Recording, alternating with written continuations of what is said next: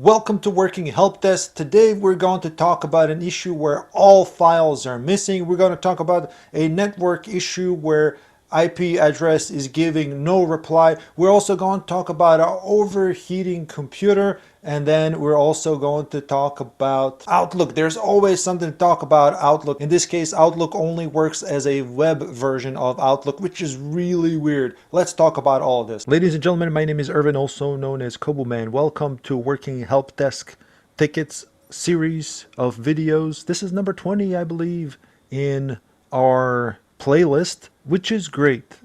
I have to admit something right now is that, well, I started making this video and I was almost done with the recording part of it, and then I ran out of space where I was storing the video, where the video is being recorded, and the video got corrupted. So I spent quite a bit of time working on this already, and I lost all of it, which is it's very unfortunate, but very exhausting for me as well. But that's okay.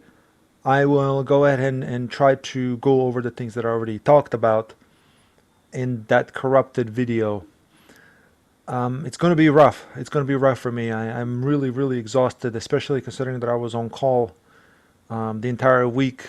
But that's okay.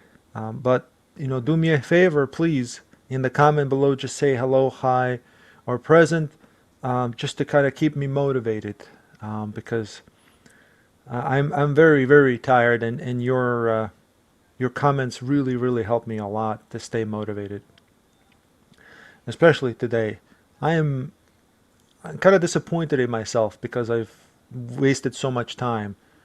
Well, okay, well, it doesn't matter at this point. We have 16 unassigned tickets and 3 assigned tickets, which is what happened in the video that I lost. Okay, let's see. I'm just going to go over it real quick and try my best to kind of repeat what I've already talked about. Okay, so this one was email not updated, Office Outlook, and it's from John Ame, or Jean Ame. I'm not sure. I apologize if I mispronounced your name. And the ticket description is good morning. Thank you for a wonderful job you're doing to share your knowledge with us. You're welcome, no problem. It's my pleasure to make these videos. I have issue to see my emails. I changed my profile in vain, and at the moment I am accessing my email using online version. Any help I can access my normal email would be much appreciated. All right, no problem. Let's see. So what I'm going to do, I'm going to go over the reply that I already submitted to the customer, to the user that reported the issue, which will actually remind me to what I actually talked about already an hour ago. So that's okay. Here is what I said. Hello, this is Irvin with PC Support. I have your ticket about Outlook not working. Please make sure that the configuration for Outlook is set up correctly. So that's number one thing. And I know that user reported that they changed their profile, which is something that I've talked about in previous videos too. If you have Outlook locally installed, it creates a local profile on your computer, which houses your account information. And that's one way to attempt to fix these issues on Outlook locally. But as a workaround, they are using web or online version of email, which is, Outlook has what's called webmail on the Exchange server. Exchange server is the server that controls all the email going back and forth. Now, I did talk about configuration for Outlook, and what I mean is once you create a new local profile to basically what forces you to log into Outlook again, and forces you to put in your domain credentials, typically, unless it's Office 365. But I'm just kind of thinking of older Outlook that some companies are still using. So once you create a new profile locally, it will guide you through it. You put in your email address, password, this and that. And sometimes you don't have to put in your password if you're already connected to the domain, or if you're using your domain login already for that computer. However, once you connect, go in there and check SMTP and POP3 settings, which is incoming and outgoing server. Make sure that they are set up correctly to what they're supposed to be. meaning that they're pointing to the Exchange server, that they are using the correct server information for POP3 and SMTP. So that's what I suggested. The other thing to make sure is that you're using correct login. Of course, make sure you're using correct login ID and password. And then otherwise, if none of this works, contact your email Exchange team. Now it could also be, which I forgot to mention here, that maybe you changed your password, but it hasn't replicated at local level. So for that, all you have to do is just lock your computer and unlock it with the new password. I left the ticket open so that person can reply, and then we can follow up next time. And take a sip of water here. Okay. The other ticket that I talked about here was this one from William Matthews. And it says urgent, all files disappeared, cannot access OneDrive. OneNote is not working, it's showing blank. The desktop is not showing any documents or shortcuts. Please help. And for solutions that I've suggested was, please check the C drive for your local profile, which should have any documents and etc. But it might be an issue with the OS. So when there are multiple things missing, like urgent, all files disappeared, I cannot access my OneDrive. My OneNote is showing blank. The desktop is not showing any documents or shortcuts. Please help. This always points to something's wrong with your profile, local profile. So let's touch on this real quick. If you go to your profile, so you go to the C drive users, which is users, right? You and anybody else who uses a computer, and whatever their login ID is, you look for it here. If I'm logging in as Kobuman, I'm going to go in here under a folder Kobuman. So what does Kobuman have in his profile? He's got documents, desktop, and all the stuff that we talked about. But not just that, all the settings related to, for example, if I have a shared drive mapped, any mapped storage, anything that you see in here, right here. If I have any shared drives or OneDrive add-on installed, or anything, any settings, everything is directly tied to my local profile, which is this. So if you're missing documents, if this is missing, if your OneDrive is not there set up, if you're missing desktop icons, that means your profile is either corrupted or it's gone. So what you need to go in here, so again, in local C drive, users folder, look for your profile here. And go inside of it and see if you can recover any data. Now, as long as your old profile is there, you'll be able to recover it, hopefully, if it's not corrupted too much. But you may be logged in as a temp user. It would say, for example, Kobuman, like this. It would be like this. Something like this. Let me show you. It would say Kobuman dot temp or something like that. If you see something like that, there's definitely something wrong with your operating system. Okay? And there is a fix for that, but I don't know if that's your issue. So you're going to have to let me know. You're going to have to let me know. Okay? So in the end, this is most likely 99% sure that your profile is either deleted, corrupted, or somebody re-imaged your computer and now your profile is gone. Or you moved to another computer and that other computer doesn't have any of your files because they're located on this computer, right? You'd have to transfer them over. So it's one of those things. So I left it open, and you can let me know, William, if any of those things helped you. And we'll follow up on the next video to see. Here is another one that I've also talked about previously, not in a previous video, but the one that got corrupted. And it's a network issue from Julie Chan, I'm sorry. And by the way, thank you all who are submitting tickets. And this is the first ticket I'm doing from Julie Chan. I'm sorry, I don't know. But forgive me if I mispronounced your name. I do appreciate you submitting tickets, anybody. And it says, hello, Mr. Kobuman. I have a question, please. What is the cause and solution for this issue? when you ping a website with no reply, example, and you get no reply. So uh, she is asking what the problem is when she pings this IP address with, and there's no reply. So I'll talk about this in a couple of different there are a couple of different reasons, I should say.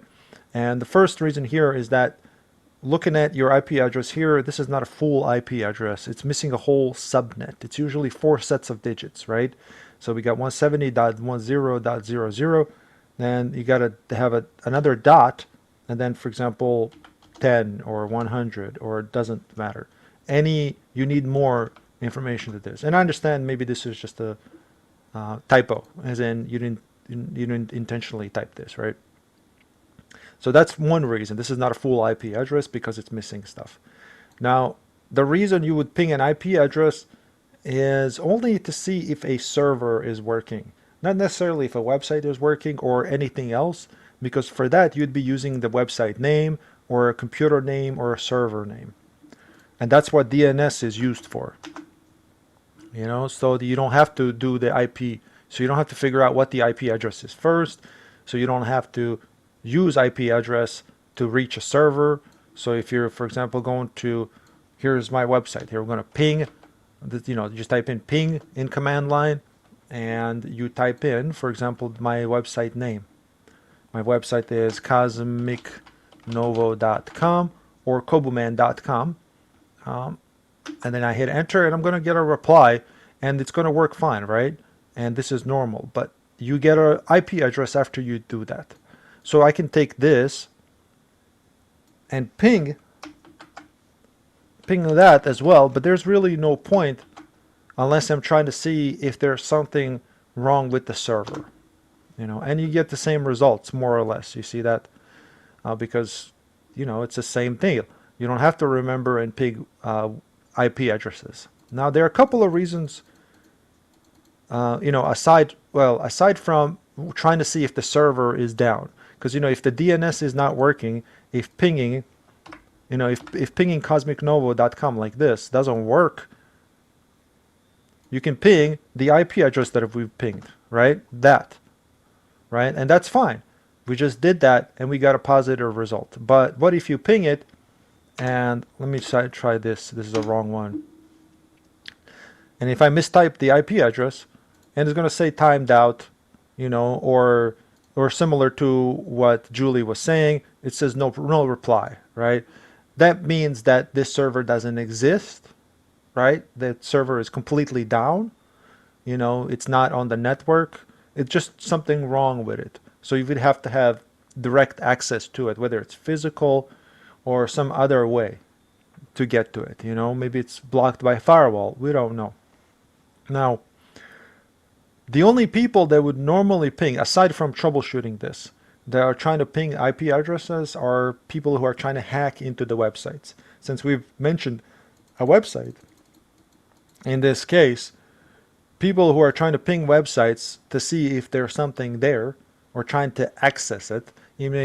You're pinging, technically, if you're trying to just go to that IP address, if you're just trying to go to it, you're technically pinging it as well because you're sending data to it, and then you're waiting for a response. If a website is giving you this, it could mean that you, at your location, are blocked from being able to reach it from your location. Why would that be the case? Well, if you're a hacker, and I'm not saying Julie is, this is a good question that she put in a ticket. It's a great question because people don't really go into it this much and talk about it. Is that you set up a web server to give the no reply or unknown signal back to people who are trying to attack the website or hack it, and tried multiple times, or denial of service attacks, or just somebody trying to log in multiple times. Just they use bots. It's usually not done by a person manually, meaning that they just type in over and over what the password is. They would be doing this with bots, that would automatically just do it every few seconds or so.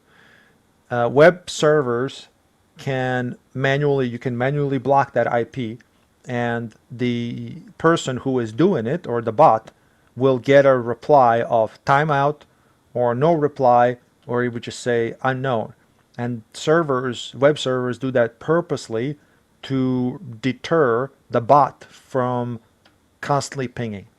And not only that, when you set it up like that, there's no load on the server. Server just denies connection. Just denies connection instead of trying to process the data. When you allow it to process the data, for example, instead of saying it's not there, no reply at all, that would basically give you that 404 error, which is web page missing. You don't want to do that because that puts a load on your server, because it's forcing your server to process more data and forces you to reply with a web page, right? So you set your server to deny connection completely, which gives you no reply, or in this case, it just times out. It just says times out. So as far as you know, that server is not there. But it could be there, but it may be blocking you, specifically the hacker, from reaching it. And the bots are set up to basically give up at some point. They would try like hundreds of times, and then they would realize, well, there's nothing there. And it would be okay on server because server is just simply denying connection. There's no processing done. I hope that's easy to understand, and I know it's a little bit more advanced, and it's not necessarily a help desk type of thing, but maybe if you're tier 3, you'll be thinking about this type of stuff. Maybe tier 2. So that's what that is. And I left it open, so Julie, if you want to reply to me and give me some feedback on that or more information of what specifically what you're trying to do, then that would be great. I'm going to leave it open, then we can try to see what happened. We can follow up on the next video and check out any replies that we get. Okay, ladies and gentlemen, I will do maybe one or two more here. And here's a thought. I'm actually not trying yet, but I'm thinking about actually starting my own help desk. And because I have the whole kind of platform going here already, and I can definitely set it up. And I'm just trying to figure out some things on how to go about, but everything else I got figured out, and obviously I can do the help desk as well, and maybe hire some people at some point. So I'm kind of thinking about that and see what happens. I don't know. There's a 50-50 chance that I actually might start my own help desk. If you're watching this video for the first time, all of these issues submitted here are from viewers, and I am teaching help desk in that type of sense. So I don't want you to be deterred with the difficulty, and if you want to know from the beginning on how to do any of this stuff, the playlist is definitely listed at the end of this video. Okay, here's one from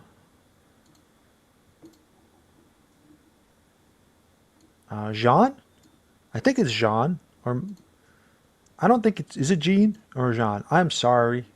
I apologize if I didn't. I'm terrible with names. English is my second language, so it's like I sometimes don't. I'm really bad with names. Thank you for submitting this ticket. It says hot and turn itself off. I don't mean to laugh at you. It's just the way it's worded. It's kind of funny. My computer is too hot and it's making noise while running. So this is typical of a computer that's overheating. And the main thing you can do is open up the computer and make sure it's cleaned from dust. That's the main reason. Second reason is that the fact that you said it's too hot, then it's most likely just dirty. There are a couple of other reasons. Well, first of all, let's kind of back up here. My computer is too hot, right? And it's making noise while running. So because it's too hot, it's making noise while it's running because the fans inside the computer are turned on to really high to try to cool it off. So step number one, let's do this. Hello, my name is Irvin with PC support. Please follow below steps. Number 1, open computer and clean any dust. Number 2, check to see if you have a virus. And the reason I'm saying this, excuse me, is if you go to Task Manager and your CPU here is going 100%, not like 5% here or 3%, which is normal operations. If it's going like 99%, 100%, or anything that's above 50, 60%, then you have something in the background that's running. So if you sort by CPU process, you can see the top one is taking up the most power. If you see something that looks really weird here that you don't recognize, then it might be a virus. So select it and end task if you can. And then see if your computer temperature goes down, and then see if your fans become less loud, or it's not as loud, right? The fan's speed goes down. Obviously do a virus check using your antivirus just to make sure. Number 3,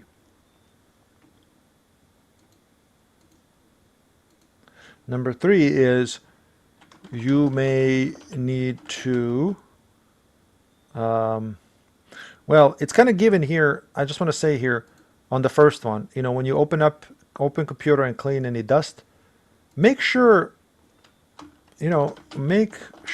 all vents are free of obstructions, meaning don't block the vents. You guys know what I mean. The holes where the fan blow, and not just that, where it sucks air in. So you may have a fan that's sucking air in and one that is blowing air out. You will have that on a computer. So make sure there are no obstructions, but you should be able to check that while you're checking for dust and clean any dust. Make sure they're not blocked and all that. You may need to, for number 3, you may need to check CPU fan / heatsink. Make sure you may need to check CPU fan heatsink ... to make sure it's attached, because I've seen this before too, where the heatsink is not attached. Let me show you. CPU heatsink images.